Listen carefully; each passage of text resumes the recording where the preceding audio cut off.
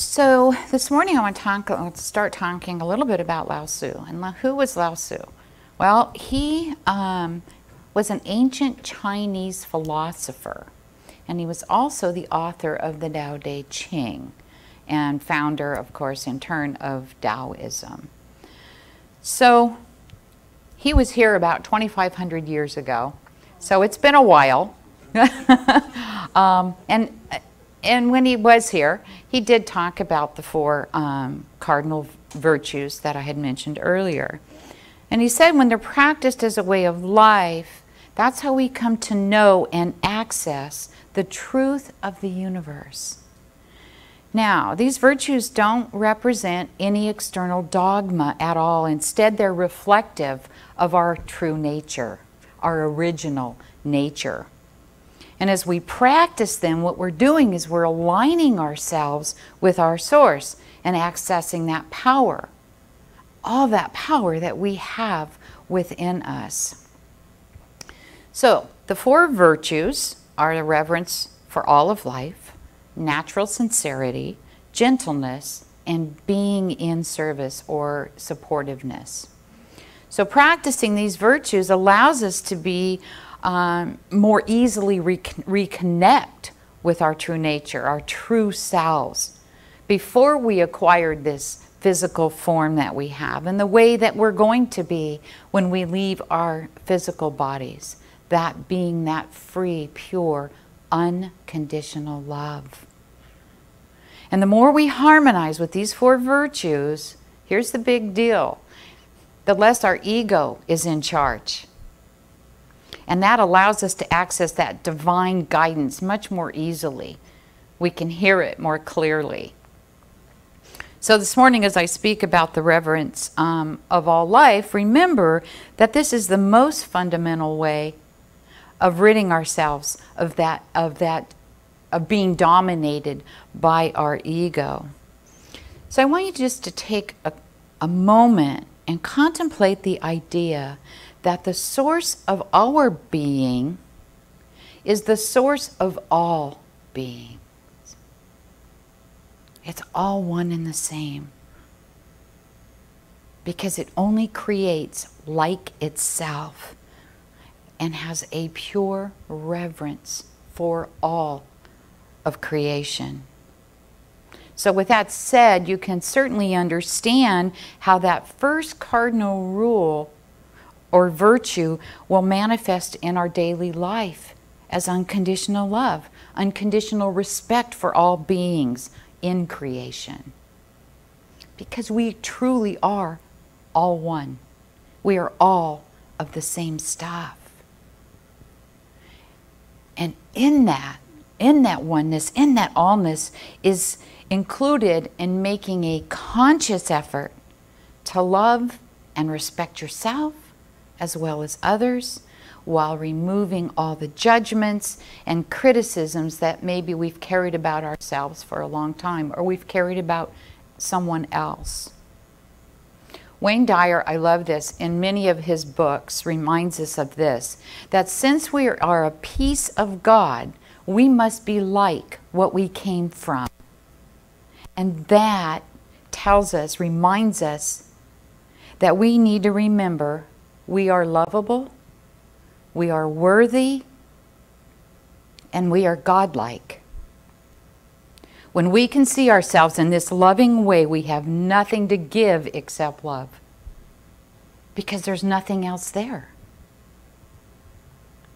The way to practice this virtue is to see others in your life as willing to assist you and maximizing your human potential. And I smile when I say that, because it doesn't always show up like we want it to, does it? When someone else is helping us be human.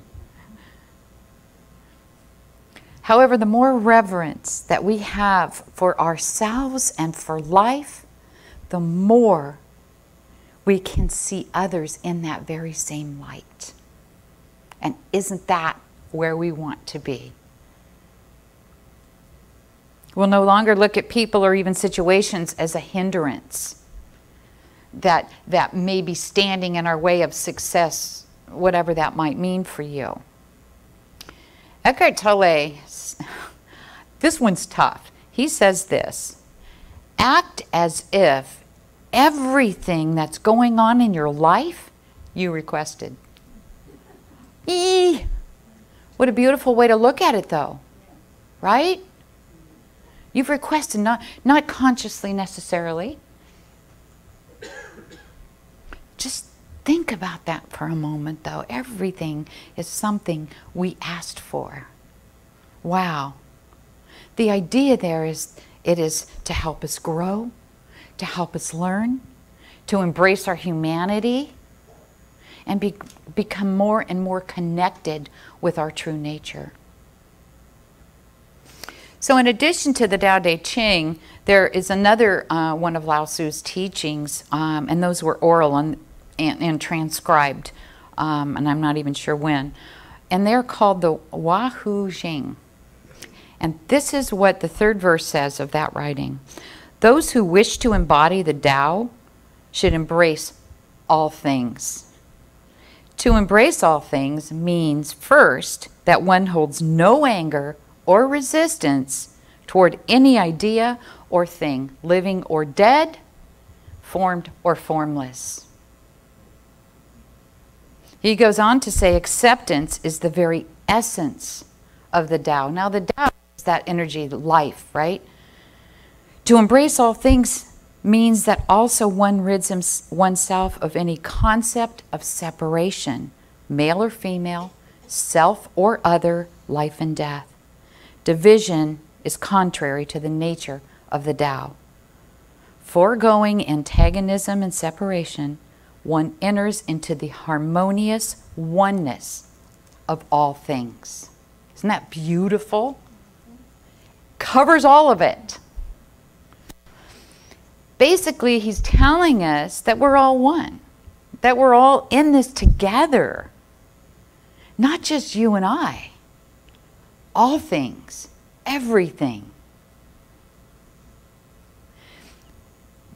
The earthquakes, the tsunamis, the fires, the volcanic eruptions, all of those things that have taken place recently, they aren't separate from us.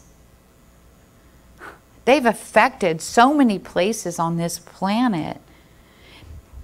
Maybe faintly in our area, but although not the fires, that was pretty intense. Although they still have an effect on each and every single one of us because of our oneness. And that includes the number of people who have lost their lives, the people who have lost their homes, their possessions, who have lost their sense of safety. And we feel that loss. I know each and every single one of you do. We all feel that loss at some level, partly because we're compassionate human beings, and partially because we know it could be us or our family or our loved ones in that situation.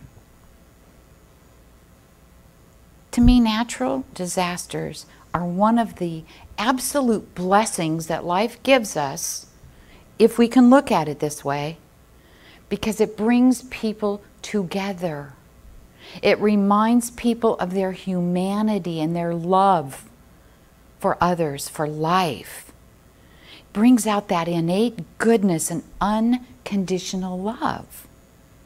And that's evident by the amount of help complete strangers bring forward, be it money, be it donations, or physical help, to those in need. And what a beautiful gift. Now, those situations are important.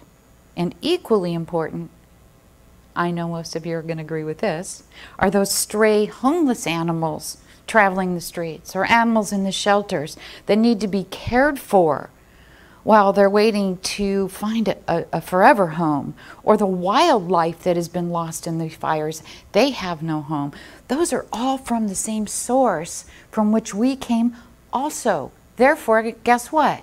They too are a part of us.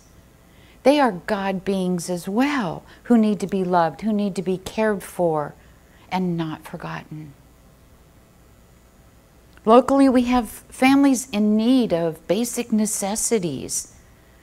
I know the settlement house, for instance, has large numbers of people and families to serve. Donations, financially, non-perishables, always needed. That's an opportunity for us to give of what we have, to share what we have, and as we recognize the oneness of all beings.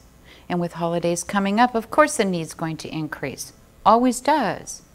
It's not for us to judge which one of those things is more important than the other.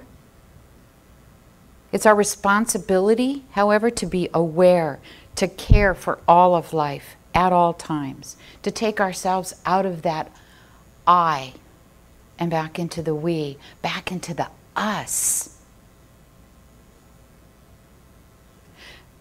That's what Eckhart Tolle was talking about when he wrote this. Connect with nature at a deep level and go beyond the sense of separation created by excessive thinking. And what does excessive thinking do? Puts us into that place of judgment, doesn't it?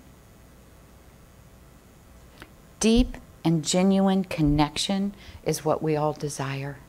It's what we strive to achieve on this spiritual journey that we're on. Connection is that magic born out of the souls feeling at home when they're with each other. And it doesn't matter soul of what, right? By our very nature, we love, we care, and we want the highest and the best for everyone. There is a tremendous amount of innate love in the human heart, and that resides within you. Even though sometimes it does seem that hatred threatens our planet. I believe that's because hatred gets a lot more attention, unfortunately, than love. Marianne Williamson said, hatred has no problem announcing itself and its intentions to the world. We need to change that. One person at a time, if that's what it takes.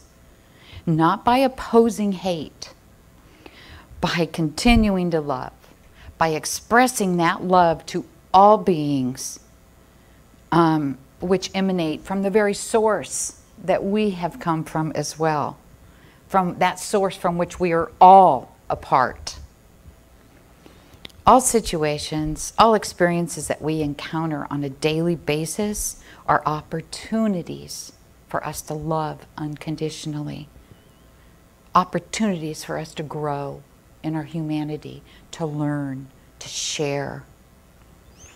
Everything that we encounter on a daily basis is an opportunity to extend the love that we are.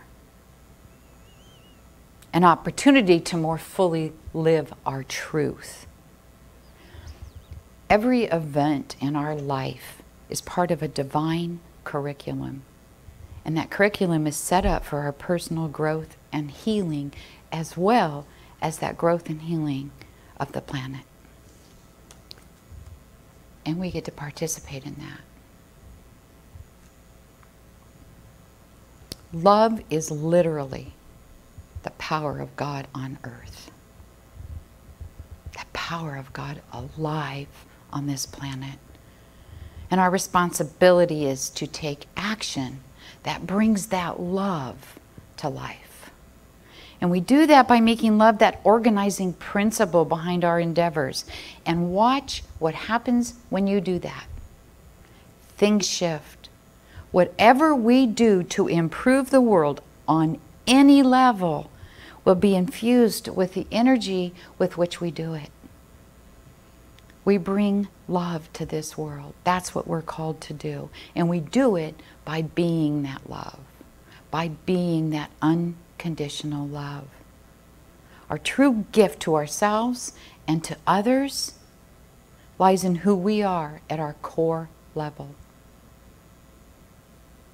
Ask during your quiet time, whether that's prayer or contemplation or communing with nature. Ask to be that reflection throughout the day of unconditional love. Ask, what can I do? How can I make the difference today in the life of someone or something. And when you feel guided to do something to make this world a better place, take Nike's advice, right? Just do it. Don't ponder, don't overthink. Don't wonder what will happen. How is this going to turn out? No, just do it. Be who you are.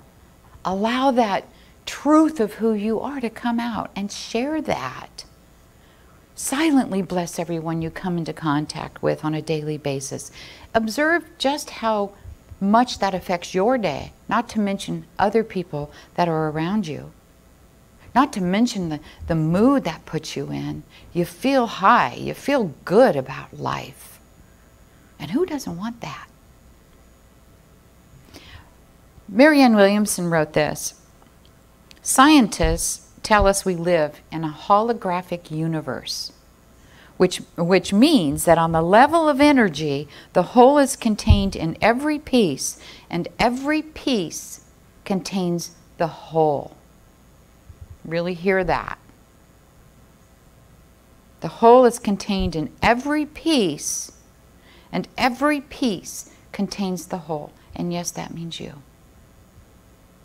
So, she says, it is that a healing between or among any of us literally helps to heal all of us.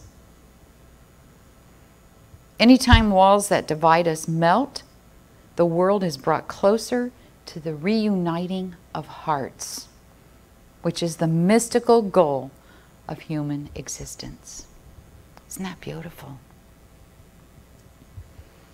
Building genuine connection and deep community among people of the world is the historical task of our generation.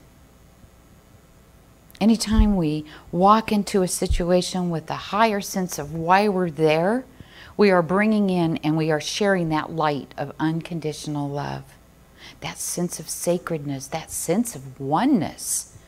And we are helping to heal the world, and we are helping to reunite hearts. It is what we are, not just what we do, that represents our greatest, most powerful work in the world. Do something for the benefit of someone or something else. Step outside of your comfort zone. Stretch yourself. Keep the focus of your attention on the celebration of life, on the celebration of who you are, on the oneness of all of it. Life is meant to be fun, to be a collective experience, to be a continuous dance of harmony.